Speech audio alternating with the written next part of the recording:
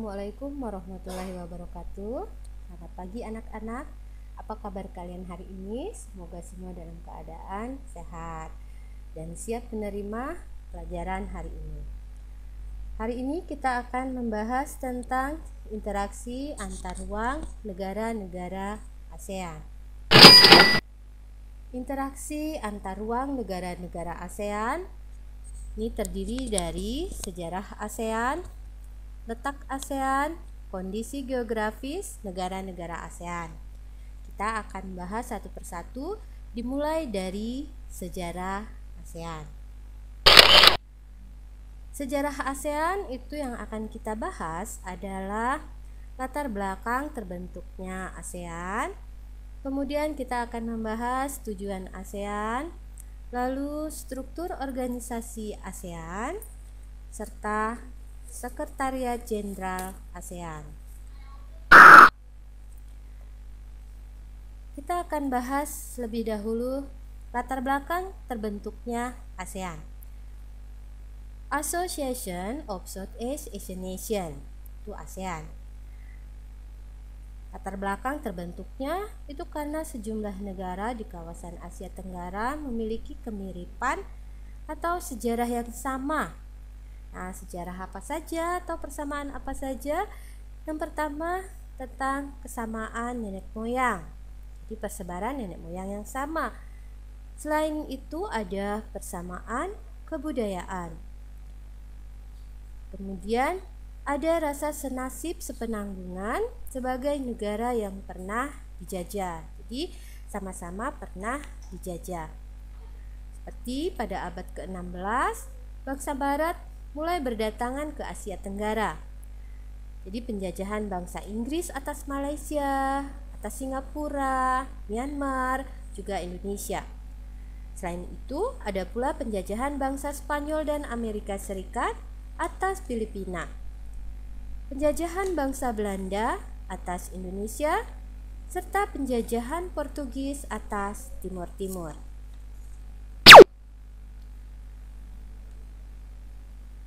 Sejarah berdirinya ASEAN itu pada tanggal 5 sampai 8 Agustus 1967 ada 5 negara Asia Tenggara mengadakan pertemuan di pantai Bang Saen. Pantai Bang Saen itu di mana, Nak? Itu tepi pantai Bang Saen itu ada di Bangkok, Thailand. Jadi pertemuan diadakan di tepi pantai Bang Saen, Bangkok, Thailand. Pertemuan tersebut dihadiri oleh siapa saja? Itu dihadiri oleh 5 menteri luar negeri dari masing-masing negara. Pertemuan itu menghasilkan persetujuan membentuk satu organisasi kerjasama negara-negara Asia Tenggara. Nah, organisasi itulah yang kemudian diberi nama ASEAN atau Association of Southeast Asian Nations. Jadi ingat, ASEAN dibentuk berdasarkan deklarasi Bangkok pada tanggal berapa? Ya, tanggal 8 Agustus 1967. Dan deklarasi Bangkok tersebut ditandatanganinya tentunya di kota Bangkok oleh Menteri Luar Negeri 5 pendiri negara ASEAN.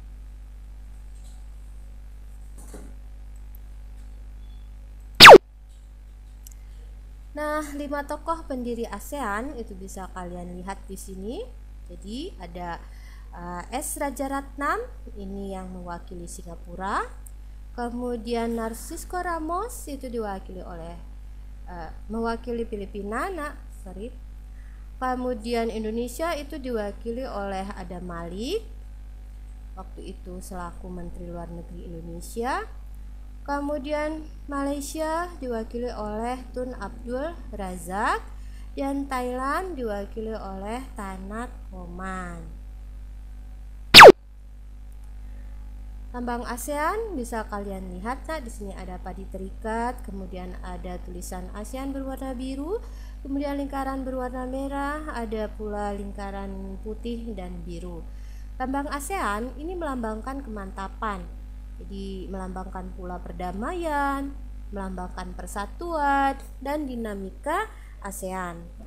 Nah, kamu melihat ini ada 10 batang padi. 10 batang padi ini karena 10 negara anggotanya. Ketika belum 10, jumlah padi yang terikat ini pula mengikuti sejumlah anggota ASEAN kala itu.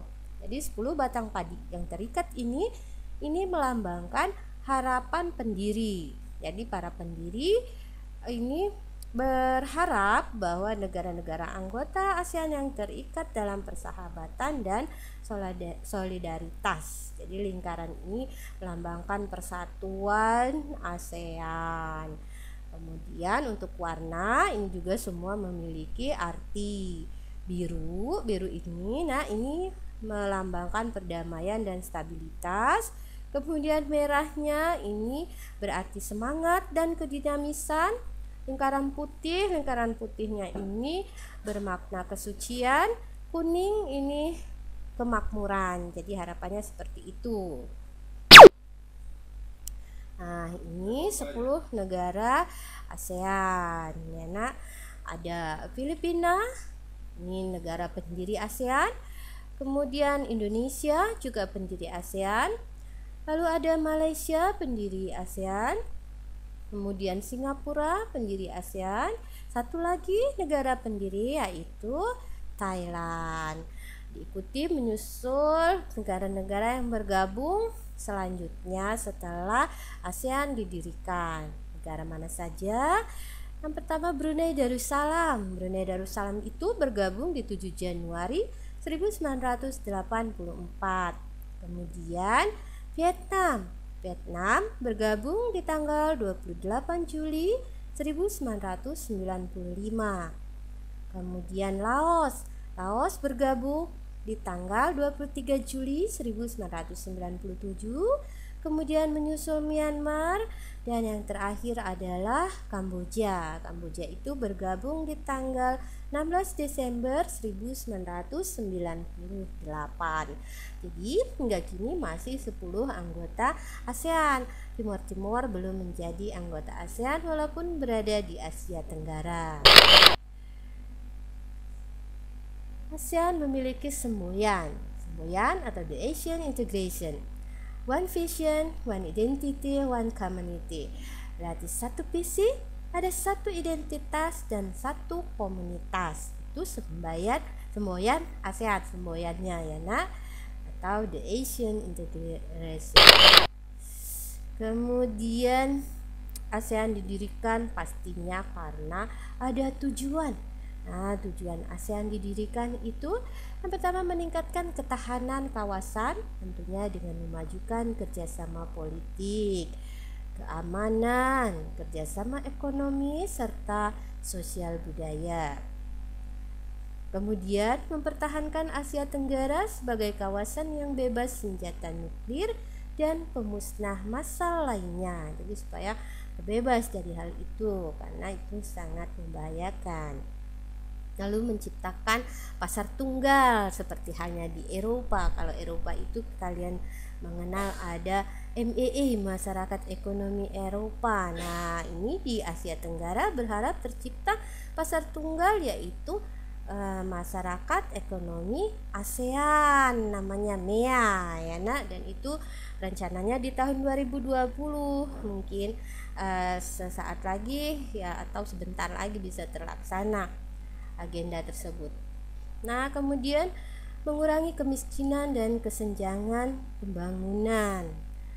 Kemudian mengembangkan sumber daya manusia. Ini bisa dilakukan dengan pertukaran pelajar dan sebagainya.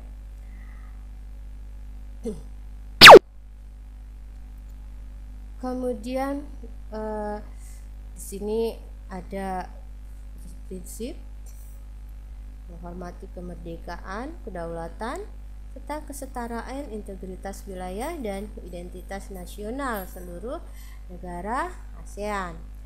Kemudian menolak agresi dan ancaman ya.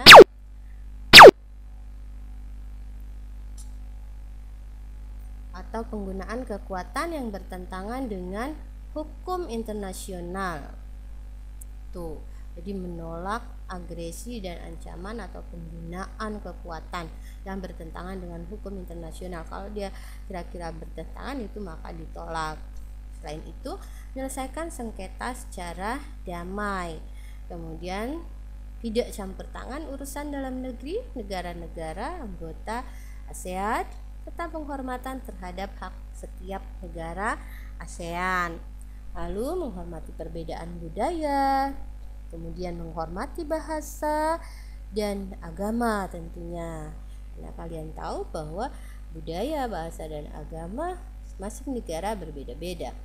Kemudian menjunjung tinggi piagam perserikatan bangsa-bangsa dan hukum internasional, termasuk hukum humaniter internasional yang disetujui oleh negara-negara anggota ASEAN.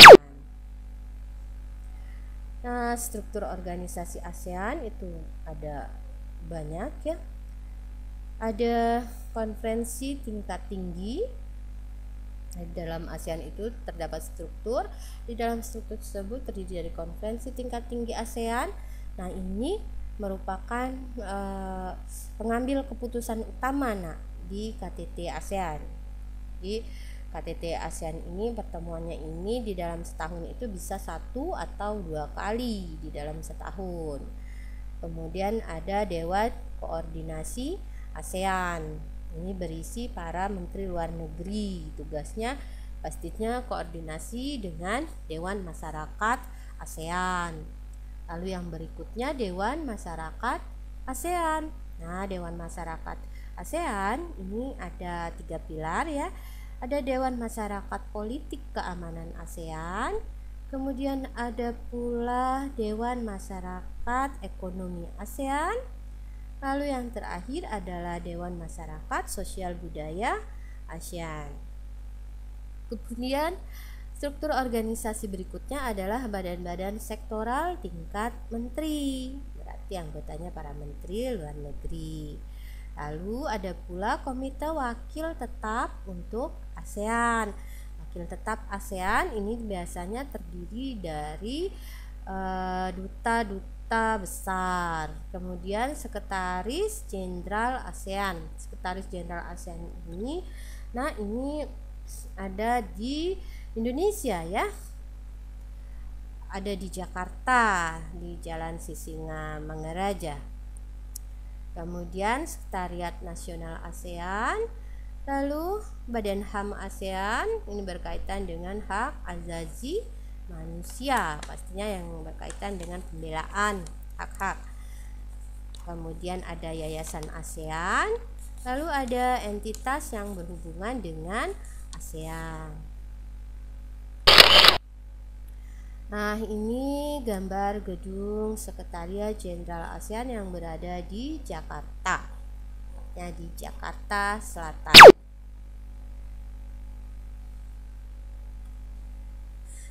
Nah, apa tugas Sekretariat Jenderal ASEAN? Itu ada melaksanakan pekerjaan sehari-hari yang dipertanggungjawabkan kepada sidang para menteri luar negeri ASEAN. Sebenarnya tugasnya banyak. Nah, ini contoh saja. Jadi selain itu ada pula tugasnya membantu kelancaran dan perkembangan kegiatan ASEAN.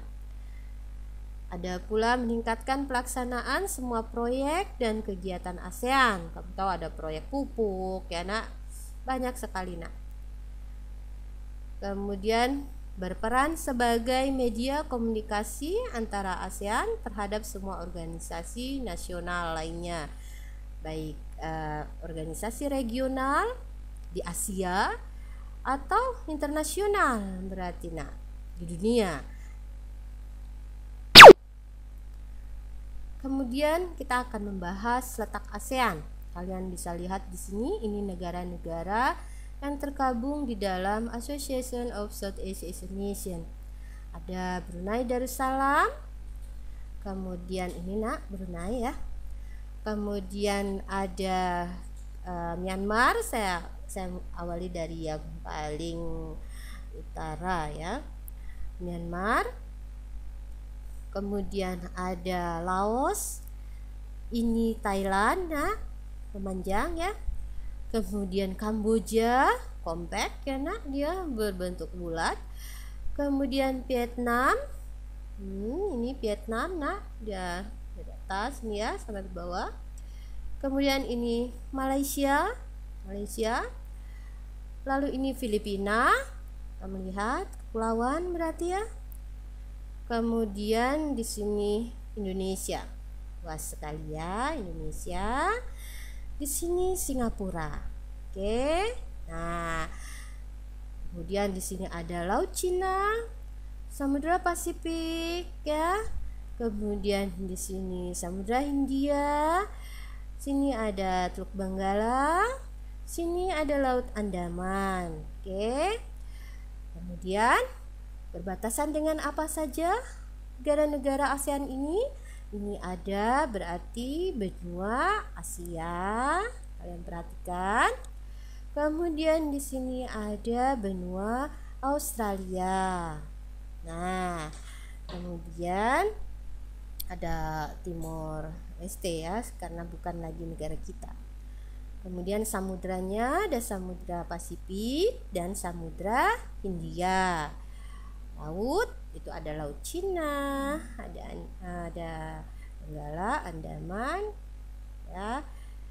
Tuh. Nah, untuk luas laut ASEAN itu lebih kurang 5 juta kilometer persegi. Kemudian luas daratan itu sekitar 40 juta lebih kurangnya begitu. Letak astronomis ASEAN. Kita akan membahas letak astronomis ASEAN. Letak astronomis itu artinya letak berdasarkan garis lintang dan garis bujur. Ingat ya. Letak astronomis ASEAN itu berada pada 28 derajat lintang utara sampai 11 derajat lintang selatan dan 93 derajat bujur timur sampai 141 derajat bujur timur. Sementara kalau secara geografis, ASEAN itu diapit oleh 2 samudra dan 2 benua. Masih ingat tadi yang saya jelaskan? 2 samudranya apa saja, 2 benuanya apa saja? Oke, saya ulangi.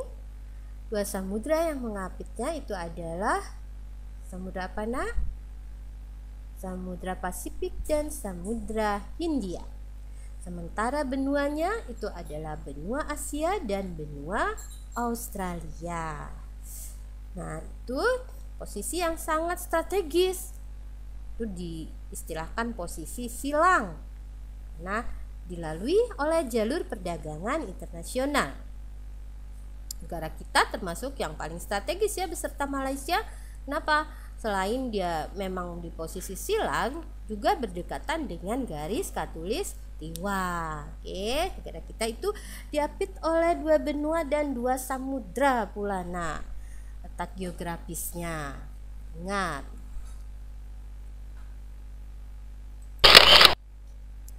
Kemudian letak Asia Tenggara berada di antara 3 perairan yang tadi saya sebutkan.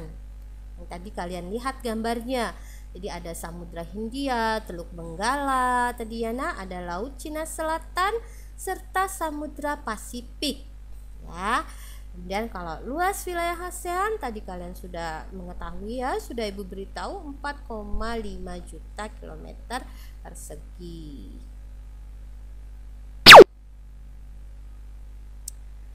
Kemudian batas wilayah ASEAN. Ingat bagian-bagiannya nak, arah angin. Kalau sini ini utara. Oke, saya ingatkan kembali ke atas itu utara, yang berlawanan berarti selatan. Kemudian di sebelah sini barat, sebelah sini timur. Ini timur laut, barat laut, ini barat daya, sini tenggara ya. Nah, kita bicara masalah batas wilayah ASEAN. Kalian di rumah bisa sambil melihat peta, bisa lihat atlas ya nak. Sebelah utara wilayah ASEAN itu berbatasan tentunya dengan Cina. Itu Asia Timur berarti ya nak. Selain itu ASEAN juga berbatasan dengan perairannya yaitu Laut Cina Timur. Kemudian untuk sebelah timurnya berarti sebelah sini ya nak. Nah, sebelah timur itu wilayah ASEAN berbatasan dengan Papua Nugini. Tuh, Papua Nugini. Selain itu berbatasan dengan perairan apa tadi yang sebelah sini? Samudra Pasifik. Lalu sebelah selatan, berarti bagian bawah, itu wilayah ASEAN berbatasan dengan Australia. Jadi dengan benua Australia secara keseluruhan, serta berbatasan pula dengan Timor Leste, Timur Timur. Selain itu, ASEAN juga berbatasan dengan Samudra Hindia yang bagian selatan. Bagian barat, berarti bagian paling barat sini, itu wilayah ASEAN berbatasan dengan negara India dan Bangladesh. Tuh, masuk Asia Selatan berarti. Selain itu, ASEAN juga berbatasan dengan wilayah perairan tadi yang saya sebutkan, perairan Teluk Benggala dan Laut Andaman serta Samudra Hindia. Itu batasnya. Jadi Indonesia itu sebenarnya negara yang terletak paling ujung barat. Jadi kalau ditanya, kalau untuk negara ASEAN yang paling barat dan paling selatan itu negara mana? Itu adalah Indonesia. Negara kita itu berada di paling barat ASEAN dan paling selatan ASEAN. Nah, gitu ya. Jadi diingat baik-baik. Dan kalau ditanya batasnya, berbatasan dengan apa? Itu dengan Australia dan Papua Nugini. Sementara kalau ditanya negara apakah yang paling timur dan paling utara, berarti paling timur, paling sebelah sini, dan paling atas berarti utara. Nah, negara mana yang berada di paling timur atau paling utara? Ya, jadi di timur atau di utara itu negara Myanmar. Jadi mudah mengingatnya. Ingat saja, kalau yang paling barat dan paling selatan itu adalah Indonesia, sementara yang paling timur dan paling utara itu adalah Myanmar. Oke. Nah, ini wilayah alam negara ASEAN. Jadi di sini kamu bisa melihatnya, subwilayah daratan maupun perairan. Yang mana saja yang daratan, yang mana yang perairan, ya. Kamu bisa lihat di sini Myanmar, saya sebutkan. Sini ada Laos, ini Vietnam, saya ulangi kembali, ini Kamboja, ini Thailand, kemudian ini Malaysia, Singapura, ini yang terpisah-pisah pulau besar-besar, ini Indonesia. Di sini tetangga darat kita Brunei Darussalam. Lalu ini ada negara kepulauan pula, yaitu Filipina. Oke. Nah, jadi kalau ditanya manakah subwilayah daratan negara-negara ASEAN yang termasuk subwilayah daratan atau benua? Nah, jika ditanya mana negara di ASEAN yang dia subwilayah benua, kamu bisa sebutkan ini, Ada Thailand, kemudian Myanmar, ada Laos, kemudian Kamboja, serta Vietnam. Paham? Oke. Kemudian kalau ditanya manakah negara ASEAN yang subwilayah perairan atau kepulauan, maka kamu bisa menjawab Indonesia, ya, terdiri dari pulau-pulau dan perairan tentunya. Kemudian ada Malaysia, ada pula Singapura, ada Brunei, kemudian ada pula Filipina. Paham ya? Jadi ini pembagian subwilayah daratan dan perairan. Jadi sub benua dan perairan. Berkaitan dengan yang tadi saya jelaskan, itu ada 4 karakteristik yang dimiliki negara-negara ASEAN. Kompak. Wilayah negara berbentuk menyerupai lingkaran. Contohnya tadi bisa jelas dilihat di sini. Kamboja. Oke, Kamboja. Kompak berarti ya. Kemudian untuk fragmented, itu wilayah negara yang berbentuk kepulauan terpisah-pisah, banyak pulau. Contohnya pastinya seperti Indonesia, ini banyak pulau ya, ada ribuan pulau. Kemudian Filipina, paham ya? Kemudian elongated, berbentuk manjang. Nah, ini contohnya bisa kamu lihat di sini, Misalnya adalah Vietnam ya nak, Vietnam gitu ya. Kemudian ada Laos. Kemudian protruded itu wilayah berbentuk kompleks, jadi maksudnya itu kompleks beragam. Jadi dia itu seperti Thailand dan Myanmar. Sekarang bagaimana letak astronomis negara-negara yang lainnya? Kalau tadi secara umum letak astronomis ASEAN, nah sekarang per negara. Indonesia itu 6 derajat lintang utara sampai 11 derajat lintang selatan, dan 95 derajat bujur timur sampai 141 derajat bujur timur. Ini kisaran ada 95, ada 96 begitu ya nak. Selisih 1 itu biasa. Kemudian Filipina itu 5 derajat Filipina 5 derajat lintang utara sampai 21 derajat lintang utara, dan 117 derajat bujur timur sampai 121 derajat bujur timur, kembali di utara dan bujur timur. Kemudian Singapura itu ada 1 derajat 11 detik lintang utara sampai 1 derajat 28 detik lintang utara, dan 103 derajat bujur timur sampai 104 derajat bujur timur.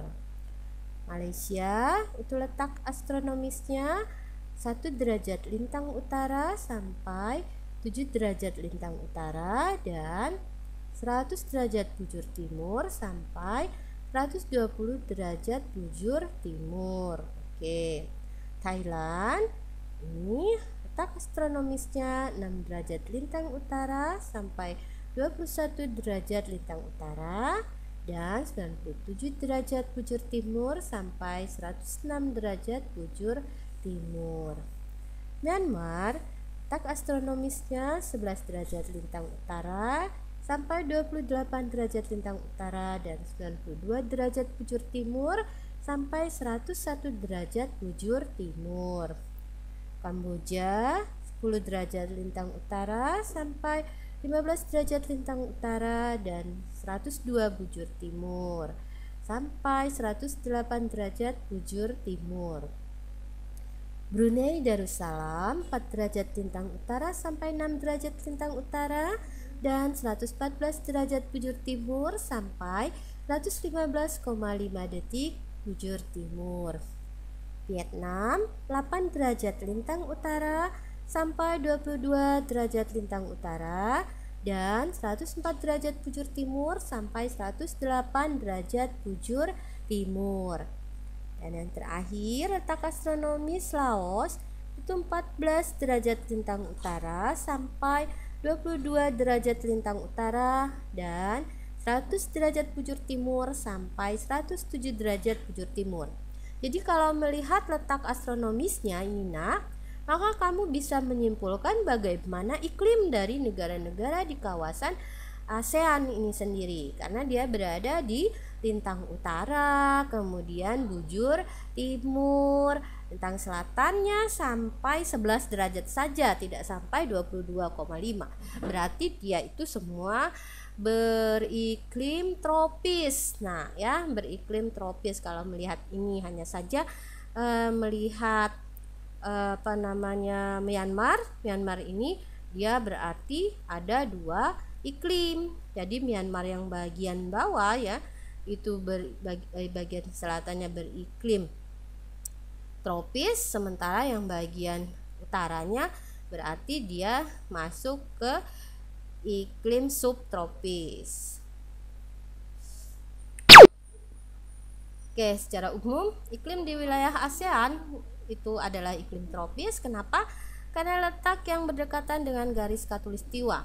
Indonesia dan Malaysia itu memiliki iklim tropis khatulistiwa. Kemudian Vietnam beriklim tropis sedang. Dan Myanmar bagian utara, ingat tadi kata Ibu ya, beriklim subtropis, tapi sedikit sekali wilayah yang masuk ke iklim subtropis, bagian atas saja. Nah, sementara sisanya itu beriklim tropis. Baik, setelah tadi kita membahas letak astronomisnya, sekarang kita akan membahas geografisnya. Nah, geografis Indonesia itu kamu tahu bahwa negara kita adalah negara kepulauan, jadi banyak pulau-pulaunya dan pulau-pulau besar, serta negara kita itu memiliki garis pantai terpanjang kedua di dunia.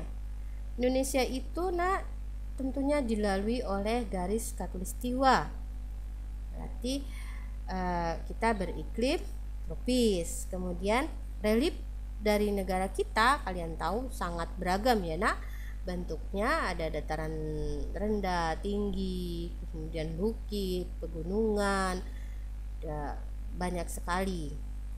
Dan kalian tahu juga bahwa di negara kita itu ada 2 sirkum, yaitu sirkum Pasifik dan Mediterania. Ini menyebabkan negara kita itu memiliki banyak gunung api. Kamu mungkin pernah mendengar bahwa ada letusan yang dahsyat dahulu pernah terjadi ya, Gunung Tambora dan Krakatau. Itu 2 letusan yang luar biasa, 2 gunung api yang pernah meletus dahsyat dan menelan banyak korban jiwa.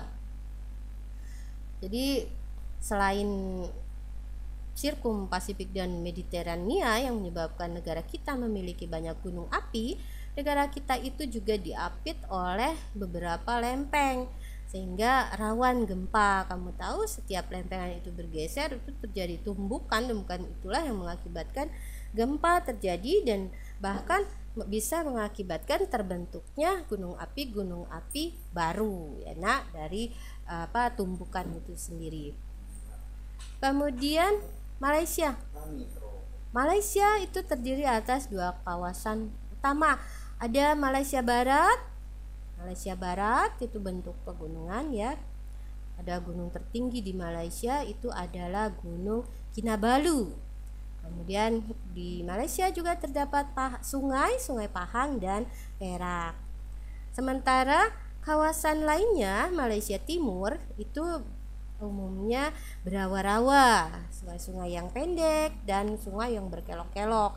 Contoh sungai di Malaysia Timur ini adalah Sungai Rajang. Negara berikutnya adalah Singapura. Bagaimana geografis Singapura? Geografis Singapura ini terdiri dari pulau-pulau juga. Keadaan alam negara Singapura itu umumnya relatif datar ya nak. Akan tetapi ada pula di bagian tengah itu yang berupa perbukitan. Dan bukit tertingginya adalah Bukit Timah. Bagian baratnya, barat laut itu terdapat bukit-bukit yang rendah. Sementara di bagian selatan itu ditandai dengan adanya rawa-rawa.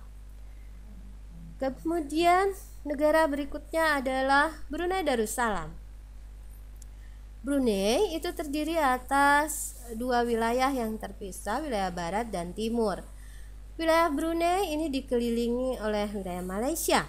Wilayah barat itu merupakan dataran rendah yang berawa-rawa. Sementara bagian yang timur itu merupakan daerah perbukitan. Puncak tertinggi di Brunei itu adalah Bukit Pagon. Sungai terpanjang Brunei itu adalah Sungai Belait. Pantai bagian utara Brunei itu merupakan daerah dataran yang relatif luas dan di wilayah inilah terdapat yang namanya Teluk Brunei.